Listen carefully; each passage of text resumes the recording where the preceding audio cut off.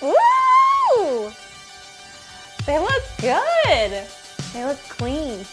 Yeah, I love it. I think I have always kind of wanted skylights in the kitchen.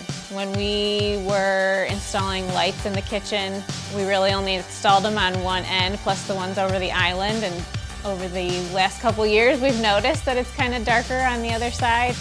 Yeah, I always thought skylights in the kitchen would be really nice to add a little bit more natural light.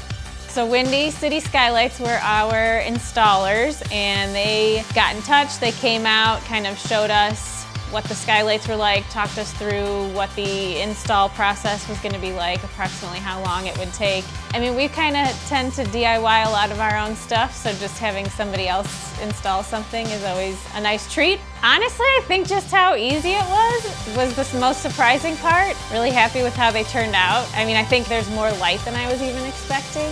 And I do feel like it makes the space feel bigger. It certainly draws your eye up to the ceiling more. So we do get a lot of sun in the afternoon, so it's going to be great to be able to close those shades, and it's really easy to do so with the remote. And we got the VELUX Touch remote, so we can control both skylights with the one remote. I feel like it really changes the aesthetic of the kitchen.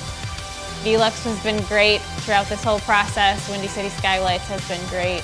Immediately, once we kind of saw them for the first time, we were just so pleased. I feel like you can't go wrong with just having that extra light coming in, but also the option to open them up for the extra airflow and ventilation. Friends are always kind of interested in what the latest DIY project is here, so they're going to be very excited to see skylights now that they are installed.